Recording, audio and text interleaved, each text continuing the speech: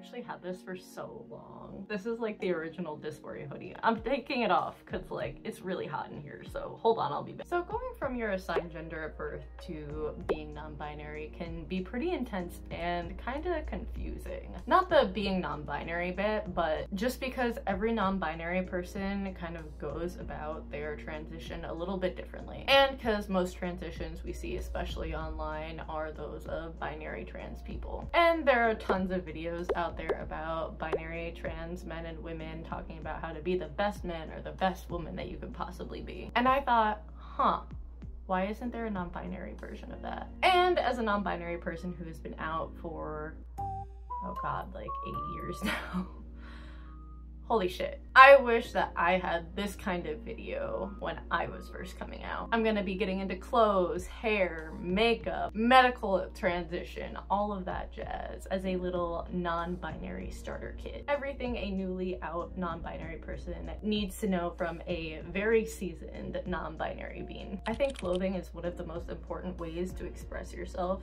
that you can kind of get. It's an immediate way to show someone exactly who you are, but especially for non-binary folks, clothes are a huge part of how you express your identity and feel comfortable with your body. And there are absolutely no rules when it comes to dressing as a non-binary person, because there is no one way to be non-binary. You can mix and match styles, play with androgyny, masculinity, femininity, or wear what makes you feel most like yourself. Thrift stores are actually a fantastic way to start experimenting with different looks without really breaking the bank, and it's something that I definitely need to start getting into because this wardrobe, some of these clothes have been with me for like 7-10 years. Your bitch needs new clothes. And you can really find a lot of unique pieces at thrift stores that you wouldn't necessarily find anywhere else. Some other really helpful places to look are non-binary influencers. One of my favorites is Call Me Joe, because he just has a wonderful way of putting together outfits that I personally would never wear, but he somehow pulls it off and it makes me so jealous, and I just want to be like, please dress me.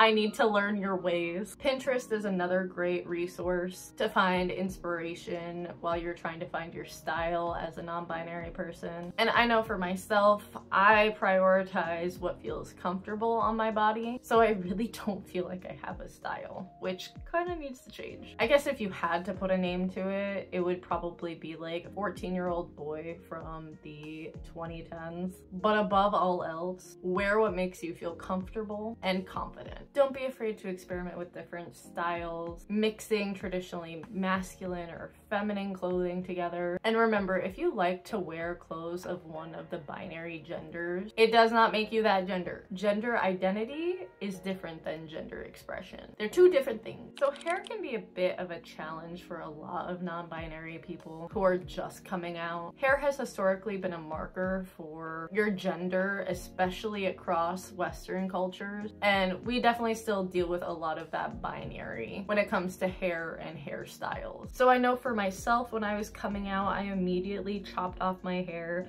and honestly it was giving Justin Bieber circa like 2010, 2011. But over the years, one of the most pivotal things that I've found, and I wish that I had known when I was first coming out, was that I am my gender no matter what my hair looks like. Duh, hello. Get it together, Lynn. And I mostly thought this way because when I do have my hair shorter, I wear baggier clothes, I tend to get read as a man a whole lot more, which makes me happy. And then when I have my longer hair, I tend to get gendered as a woman. Honestly, it's pretty funny to me how much a simple haircut can literally do for gender presentation. But then I think back on like rock stars in the 80s, and like that's kind of like the vibe that I hope to go for with whatever is going on with my hair right now. Mostly because I missed having longer hair. I can do a bit more stuff with it, and again, whenever I had short hair, I just feel like it just inevitably would turn into Justin Bieber hair.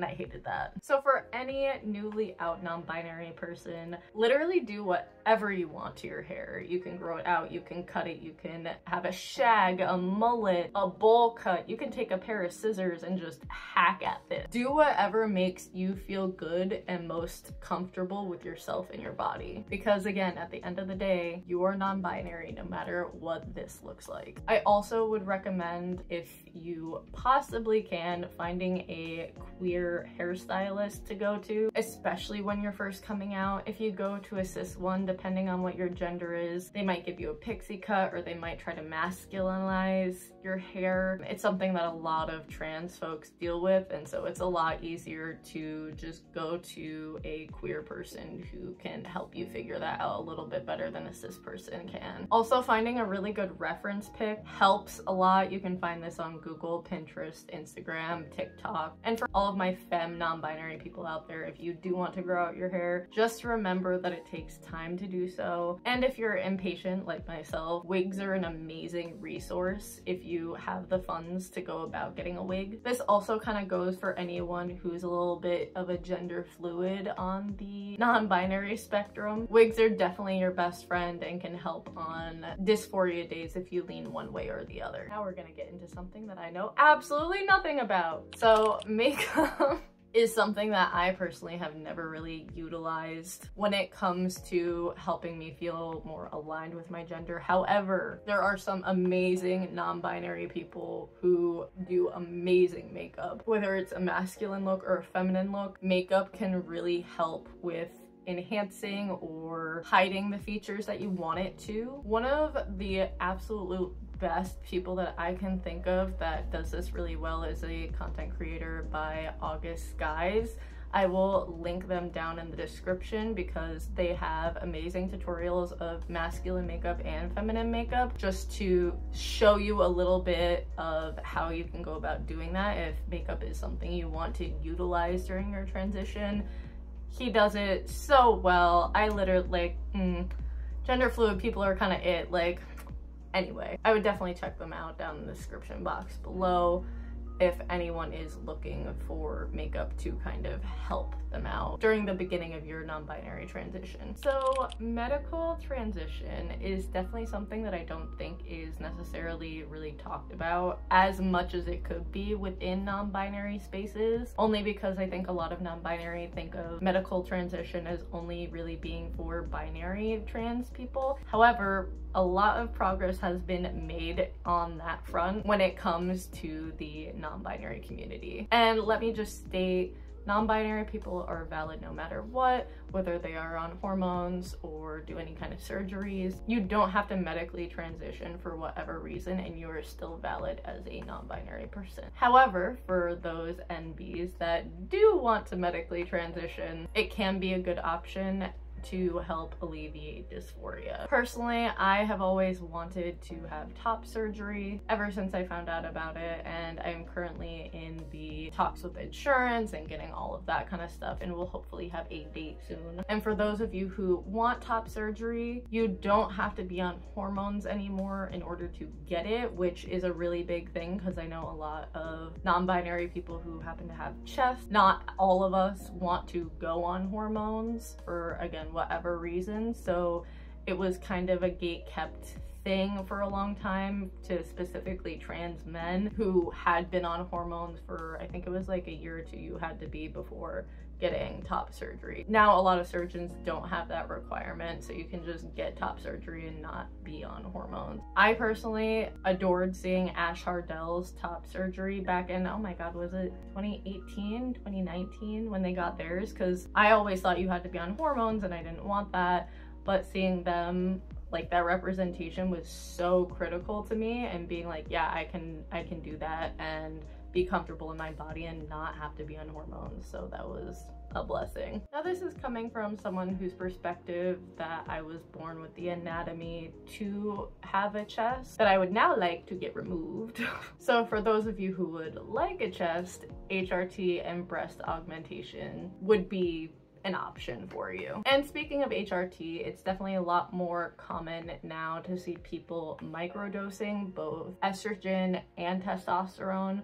depending on what effects you want. I know I have also been thinking a lot more about potentially going on low dose testosterone once I have my top surgery to help with certain things that I would like my body to change. But before going on hormones, I would definitely do your research and also talk to a therapist about it. I have been in therapy and my gender gets brought up a lot, so don't y'all worry about that whenever I see people being like, they haven't been to therapy.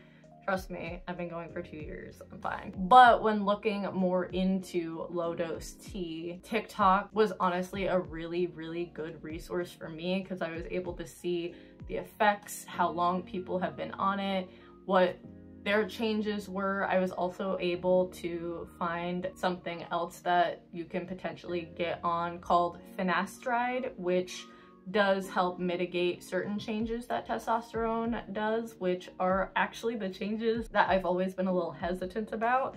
And I'm like, hello. So it's always really good to know what you're getting into and seeing if there's something else to go along with it that you could potentially take to help with whatever side effects you either do or don't want. Also, I know I've been talking a lot more about testosterone, but if you are a non-binary person looking to get on estrogen, I will link a couple channels down below who are non-binary people who have been on estrogen and the videos that they've done about it, just so you can kind of get an idea and have that resource too, because I know I'm coming at it from a different angle. So yeah, if you're a trans femme or non-binary person looking to get on estrogen, I will link those people down in the description so you can see what their experiences have been like. Thank you so much for watching this video. Let me know in the comments down below what you think. I really hope you enjoyed this little non-binary starter kit, and I hope it helped out anyone who has recently come out as non-binary. Again, I think it's super important for us older non-binary people, and by older I mean I'm only 27, but like, sheesh, I've been out for a while, people to talk about their experiences to potentially hopefully help people who are now coming out as non-binary and be like, hey,